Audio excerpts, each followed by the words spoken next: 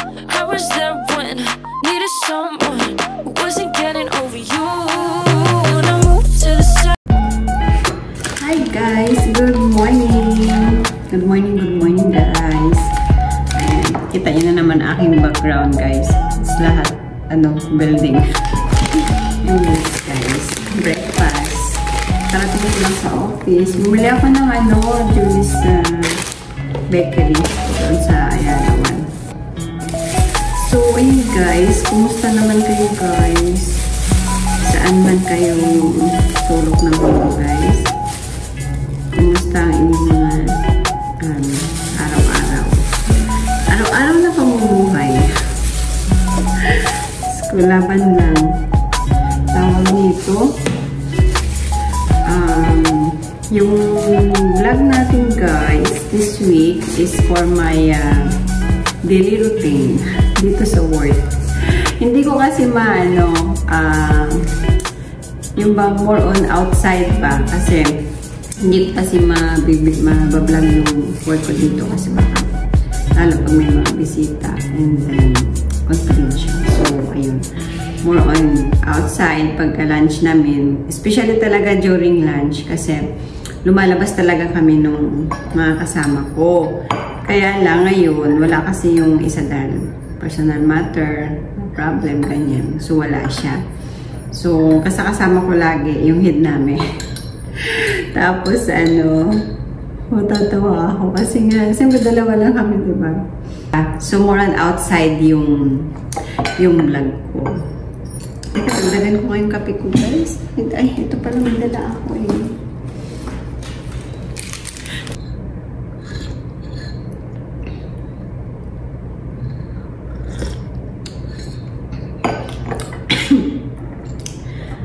Ay guys, so yun lang naman yung mga videos natin this week na ipopost. Yung daily routine ko is more on outside yung napapakita ko lang sa vlog. Kasi katulad ngayon, ako lang mag-isa dito. So, makakapag-vlog ako. Pero, ma-share ko lang pala guys, kahapon, sa pangalawa kong anak, yung high school ko, inad ako doon sa mga parents, sa group. Siguro nga dahil sa tagal ko na ba na basta matagal na sa akin yung 5 years. Na hindi ako active sa school nila. Guys, kahapon, nag-message yung president doon sa group namin. Sharing ba daw sa food or bibili for Christmas party. Christmas party, high school. Sabi ko, nga pala, Tapos napapaisip ako, 4 yung anak ko, guys. Tapos, siyempre, naintindihan ko rin yung gastos din ng ama nila sa bahay kasi halos siya lang din nag-gastos.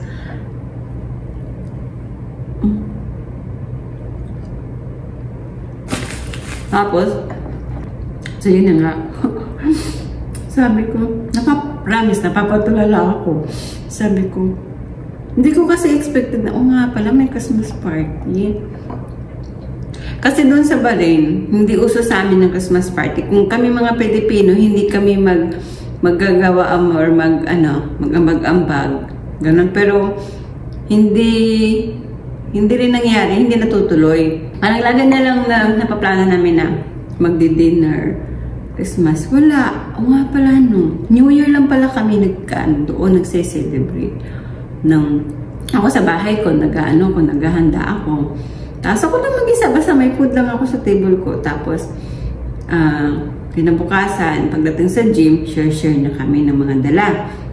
So, ganun lang talaga mostly yung nangyayari sa amin doon sa ibang bansa. Kaya parang, Christmas party. Oo nga pala. Tapos naisip-isip ko na, pangalawa pa lang yun. Mayroon bang, yung panganay hindi pa baka late lang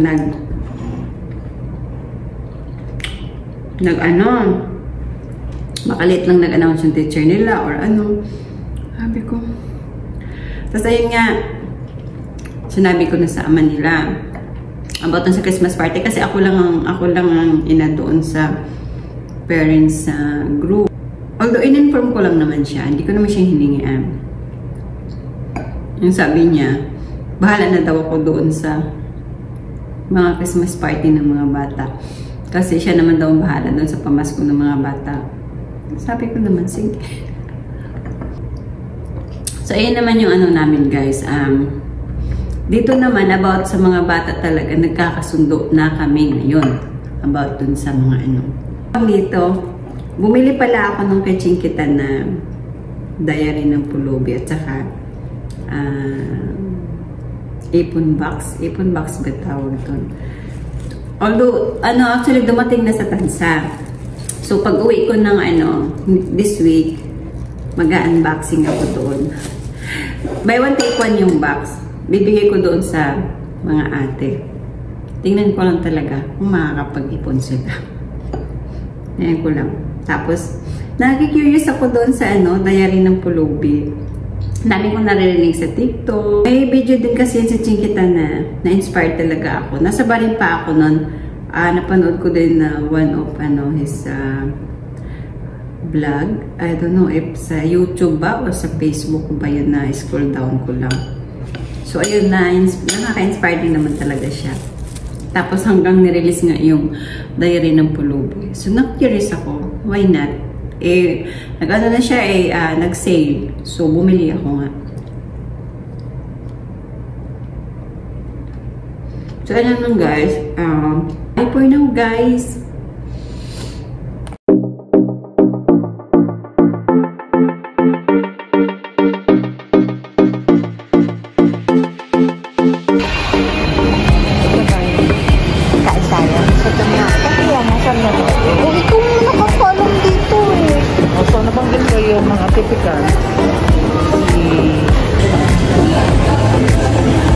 So yun guys, nandito kami sa Makati Cinema Square SS, nagbayad. So magla-lunch na rin kami.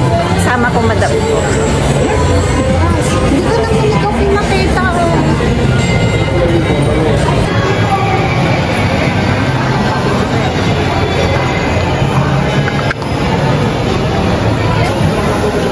Guys, punta tayong Tagaytay. Dito, Tagaytay, Bulalo.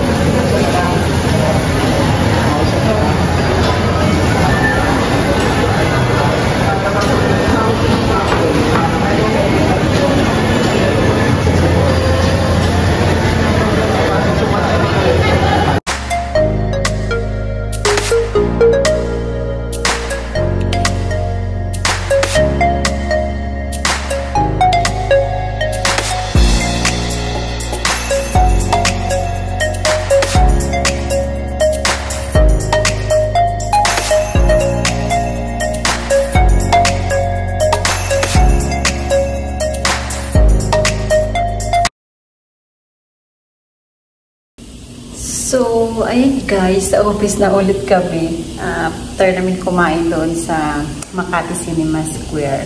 Tapos, si Madam nandoon na sa office niya din.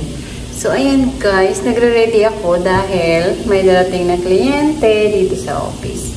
So, ayun lang guys.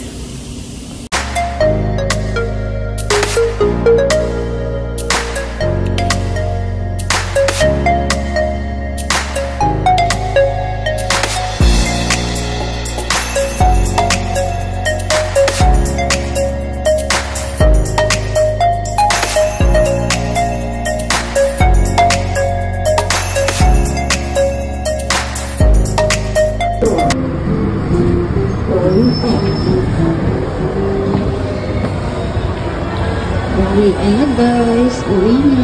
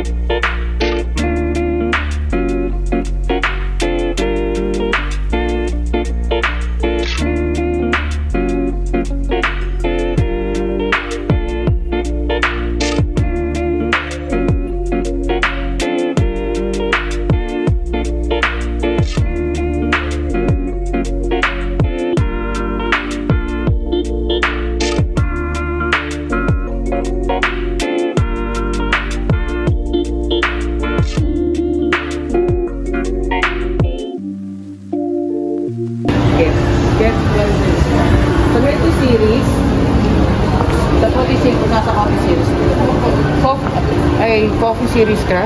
Talaga bibili ka, madam? Ay, hindi para sa akin lahat yan. Hindi ka kasama sa equation.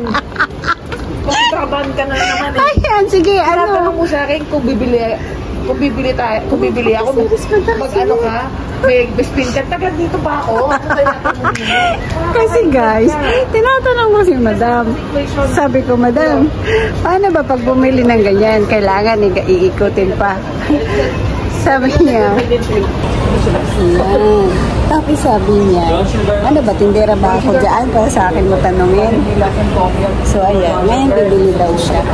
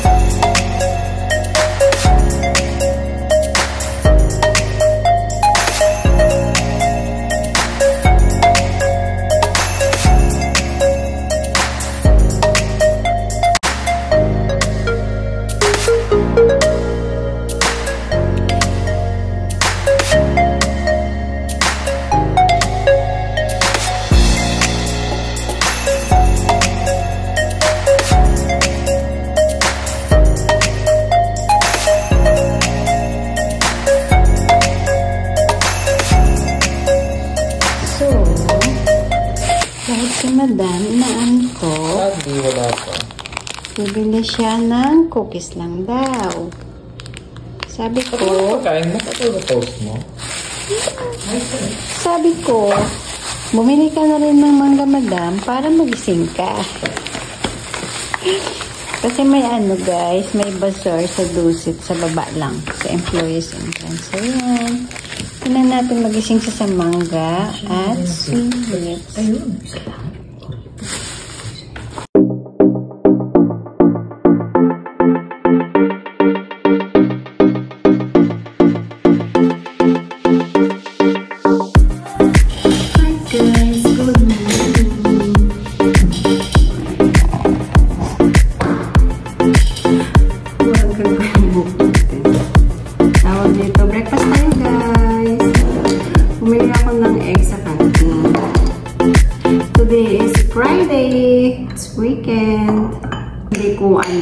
Hindi ko sila masusundo ngayon.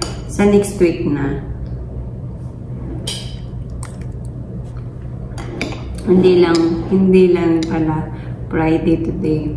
It's December 1st. Nangangamoy na ang Pasko, guys. Dati, mga bata kami, tuwang-tuwan na ako pagka yung malapit na yung Pasko, December. Kasi nga, siyempre, mga bata, diba, expected na may mga pamasko. Sinasali ako ni Papa sa matawag nun? Mascarable ba yun? Mascarable ang tawag nun, guys. Sa amin yun sa Bisaya. Tapos, naalala ko lang yun. Nakakatawa pag balik-balikan mo yung kabataan na doon na lang tayo sa good memories para hindi ka para happy lang, ganun ba, good vibes lang. So yun, hindi lang pala din yun, nangangaroling kami.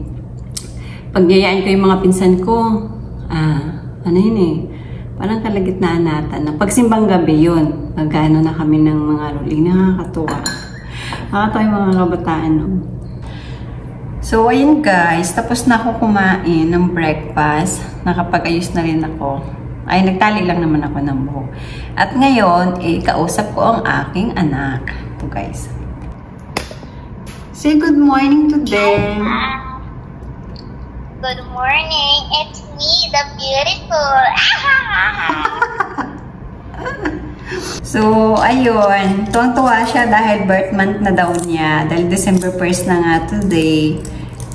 December 6 kasi siya Tuntua siya, birth month na daw niya. Nag-message na din niya sa akin kaninang morning pagising ko. Sabi niya, Mami, it's my birth month. Remind niya pa ako. Alam ko naman birthday nila. Excited na siya kasi nga, kami-kami lang naman, magsi-celebrate lang dun sa Tansa. Birthday niya is December 6. Iniisip ko nga sana doon sa school nila magpapakain siya sa mga classmates. Kaya lang kasi hindi kakayanin dahil Christmas party, 4 sila. May exchange gift pa yun.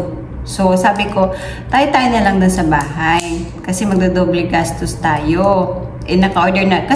Pero kung hindi ako naka-order ng cake, siguro kahit check ko lang kung ilan yung classmates niya sa kung may 20 or 30, pwede naman na din. Kaya lang may cake na kasi magdodoble yung namin. Nag-order na ako sa Tansa. So, yun guys. Sabi ko celebrate na lang tayo dun sa bahay. Kaya ayan. Tuwa naman siya. Tulala na yan, Tulala na si Inday. Tapos, sa December 6, weekdays yon. So, itataon na lang namin sa weekend, which is 9. So, ayun. Hindi ko sila pipick upin mamaya sa na lang. Sa December 8 which is Friday. So, same. After work, diretso ako doon. Tuwa na naman siya. Ayun. So, ayun lang guys. Ang natin. Ang video natin for this week is more on my daily routine na more on pagkain nga guys, makikita nyo dun sa labas parang kasi nga like I said, hindi ko nga din maaano dito pag nasa office kapag may tao kasi siyempre confidential. So makakapag-vlog lang ako sa office pag ganito na ako lang mag-isa. So ayun lang guys, bye! Ang sabaw. Naamoy kasi ako parang weird.